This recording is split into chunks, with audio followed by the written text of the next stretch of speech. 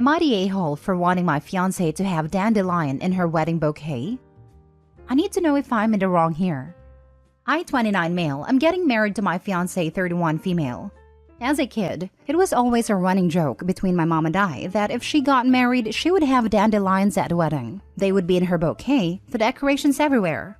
Sadly, my mom won't be at my wedding. She's declining fast and probably won't make it another month. So, I want dandelions to be at the wedding to symbolize her.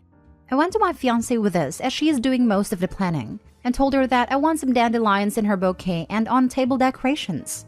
She made a face and told me those flowers won't hold up for it. I told her we could get fake ones off Amazon or somewhere. She told me she will not have weeds in all of the wedding photos. I was shocked and we started arguing, but got nowhere. I left to cool off and her maid of honor called me and told me I was a jerk, that the weed has no place at the wedding. And how dare I ask her to walk down with something my mom wanted to do at her wedding? Am I the a-hole? Now for the top comments before the mini update.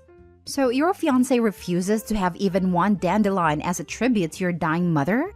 She sounds cold AF. Not the a-hole. If this were me, I would be getting married tomorrow in the hospital room or wherever my significant other's mother was while she's still here, surrounded by as many dandelions as possible. Having another ceremony/reception etc. later with everyone else is always an option. Not the a-hole, but do reconsider this relationship OP. Massive red flag. Not the a-hole. Get one and place it in your boutonniere. That way, you are honoring your mom. And it will be in all the pictures. Go on Google Pictures or Pinterest to show how it can be done tastefully. This is great. Also, if your bride-to-be won't bend an inch to honor your mom while she's dying, then she's an a-hole. It's not that big of a deal to put a less glamorous flowers into the decor. I bet most professional decorators/florists would take up the challenge to make it look good. Not the a-hole. It strikes me that the bride was all no, and not even let's find a solution. There are plenty of options if she doesn't want a live dandelion in her bouquet, like maybe a little pin or keychain if one attached to whatever is keeping the bouquet together. Not the a-hole. Weed is a subjective term and this means a lot to you. She can't make one compromise for something that's really important to you because her aesthetic matters more? That does not bode well for your marriage. You sure this lady is the one? Also, whenever you do get married, you should also put a dandelion pinned to your lapel or something so you can represent your mom too. Edit/update. I went back to talk to her with all of the suggestions. I really like the dandelion on a plate for my mom or the dandelion lights. We were going to have a light wall, and it would be easy to switch out since we give the person the lights we want. Anyways, I asked if she knew maid of honor called me and she was surprised by that. I also asked if this is my wedding too, or should I just be happy not to have a say? She was quiet at that. I then asked why we can't compromise somewhere for the dandelions. Why they can't be anywhere. Well, she doesn't like my mother. I have been spending a lot of time with her recently and she feels neglected. She doesn't want to be reminded about my mother on what is supposed to be the happiest day of her life. I don't know where to go from here. Next story. Am I the a-hole for wanting to pay down my house instead of spending on a vacation for my boyfriend and I when I got a major pay bump? I just job hopped and landed a job at a frankly ridiculous salary. I went from making $120K from doing software engineering to $310K in a senior systems engineering role, plus a sign-on bonus and stock options. It's a startup company that's high risk, high reward. So it's a gamble if the company will still exist in a few years, but for now it's great. I decided I didn't want to change my lifestyle at all, since the money is probably temporary. So I kept on spending like usual and just put all the extra money into maxing out my retirement savings and paying down my house. I've also been in a relationship with my boyfriend Jason for about a year and a half. He makes about 90K, so he's doing really well himself. We're both in a low cost of living rural area, and he's still making a lot more than average here. But after I got the new job, he started being really critical of how I spend, or don't spend. Like I wanted to build a sunroom gazebo for my house. So I went to the construction material recycling and reuse center to buy some lumber and some vintage windows to make it. Woodworking and DIY is genuinely a hobby of mine, but my boyfriend made fun of me for still going to the junkyard to build the gazebo even when I could afford to hire a contractor. But the bigger fight has been about a vacation. We'd planned to do a road trip in the summer, camping most of the way, and staying in hotels a night or two a week to shower and stay near cities we visit. But after I got the new job, he wants to stay in hotels every night.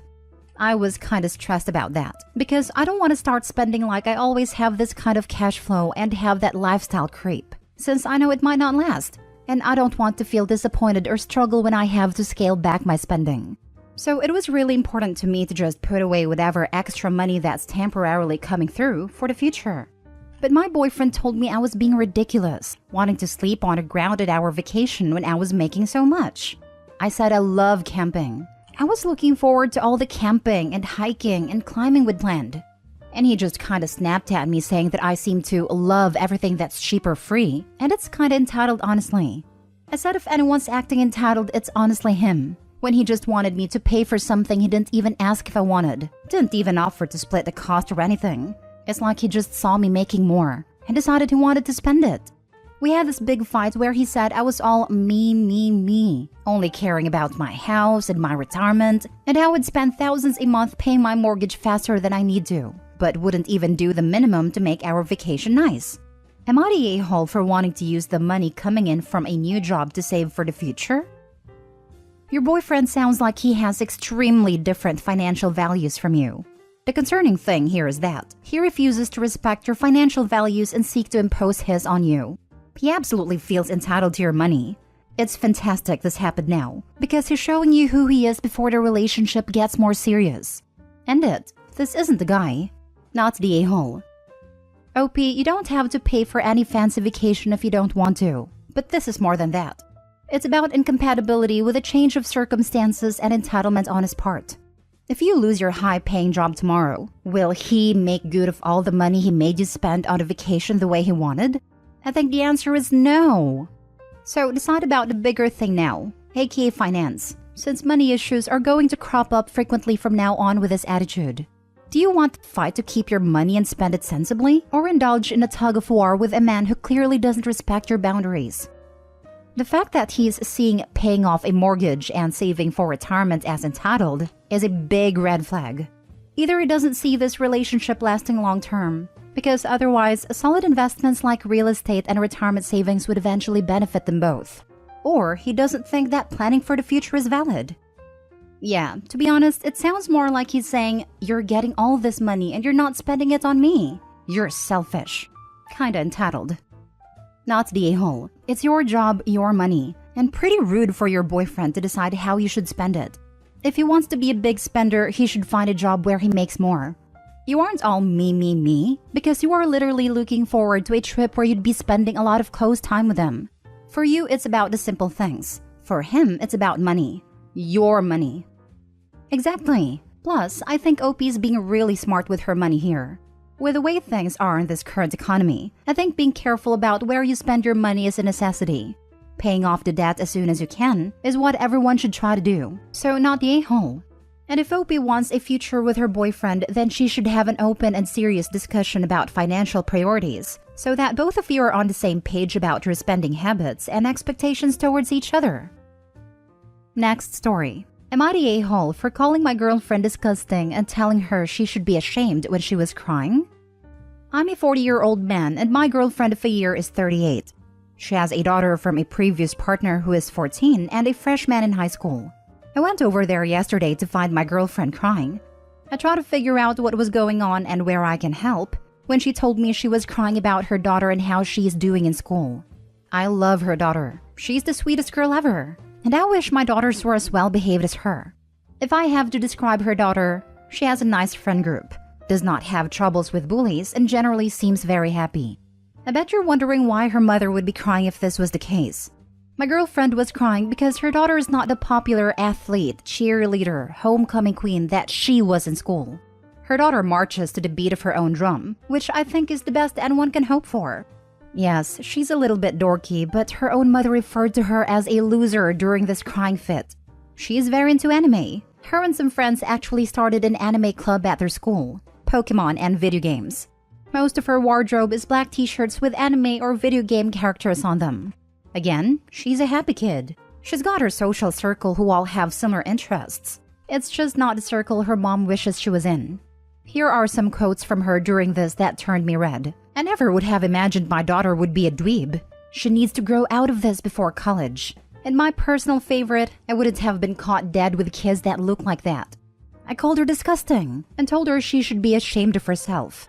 I said her daughter is happy, and how would she feel to hear her mom crying about her perceived popularity? I told her how lucky she has it, that her daughter doesn't deal with a lot of the issues kids these days have. This ends with her being upset with me because instead of consoling her when she was crying, I called her names. I don't think the crying means anything. She was saying horrible things. Now for the comments. Not the a-hole. Not gonna lie, I had my mind made up when I read a title, but her words are absolutely disgusting. Having a happy, healthy child is what her focus should be, not her popularity.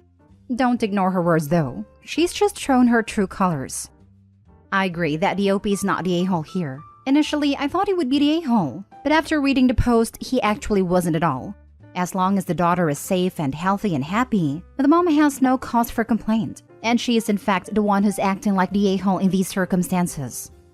Not the a-hole, OP. Calling your girlfriend disgusting is not only not going too far. In my opinion, it doesn't go far enough to describe her hateful attitude towards her daughter. Cheers to you, OP, the boyfriend, for accepting, supporting, and loving this child more than her actual mother. Make sure the daughter knows this, because I feel like it's only a matter of time before her own mother starts bullying her and trying to force her to be an exact copy of what she was in high school, if she hasn't already done so. I mean, for crying out loud, this woman seems more focused on treating her daughter like she's a trophy child than as her daughter, and that's just deplorable. I don't think her mom would go that far to start making things difficult for her daughter, but it is clearly eating her up inside. She's very conscious about what she thinks other people think of her. Info, have you just been ignoring a bunch of red flags for a year? There's no way you haven't previously noticed that your girlfriend is superficial and immature, to the point where she would crap talk about her own daughter. Do us all a favor and wait for this post to get more responses and then show it to your girlfriend. I have. I guess it's not frequent enough for me to believe there's a pattern. I've always treated them as one-off instances. Maybe I am wrong. Last story. Am I the a-hole for not letting my brother's girlfriend sit with us at my wedding? So I just got married and I've been planning this wedding for almost 2 years, and I wanted it to be perfect. My brother was best man, my sisters were bridesmaids, and my brother had been with his girlfriend for a while. She still hasn't warmed up to me, and frankly, it seems like she doesn't like me, but I invited her as a guest anyway. After the ceremony, I specifically wanted the bridesmaids, maid of honor, best man, and groomsmen to be seated with my husband and I, at least until the photographers were done catching candid shots. My brother went to pull up a chair for his girlfriend and I asked him not to. We needed to keep the colors matching and numbers, even for the photos. His girlfriend looked offended, so I told her it'd only take a few minutes and then she could join us. But right now, she just needed to stay out of the shots. My brother talked to her a little before she walked to the back tables, which she didn't have to do. She could have sat closer. My brother looked irritated, which made me slightly irritated because I didn't want him looking unhappy in the pictures. So I said he could at least pretend to look happy. I don't know why that sent him, but it did. He went off about her being shy and already feeling unwelcome in the family, and I'm not making it easy for her. I told him it didn't seem like she was happy to be here anyway. She doesn't seem like she wants to be part of this family at all. And frankly, I didn't want her unhappy expression to be permanently displayed in pictures of what's supposed to be a happy occasion. Then he storms off and sits with her. I was pissed. This was supposed to be my day. It wasn't about her. Made us sitting at the table and even in the pictures anyway, but they still turned out okay. My brother isn't talking to me, even though I apologized and offered to apologize to his girlfriend. Some things I said out of anger, but also feel like I should have been granted some respect. And they should know how important it was to me, since they know I'd been planning this day for so long. The rest of our family and friends at the table just tell me it was awkward and don't want to pick sides. So am I the a-hole? Edit. All partners were aware and perfectly fine with waiting for pictures to be done. After the more formal candid shots were done, everyone was free to go where they wanted. Actual candid shots were going to be taken when everybody let loose and started having fun, and everyone was able to get pictures taken with friends, partners, and family.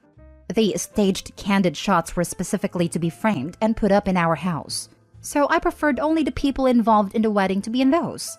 Everything else would be put in an album, and also shared with friends and family who might want to print theirs out. My brother and his girlfriend are still in many of the pictures. For the record, I don't think she was actively trying to get in the shot or mess anything up.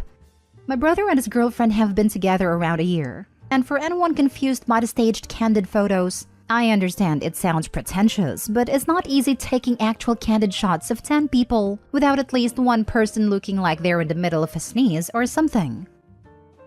I thought it was common etiquette that only the wedding party sit at a head table.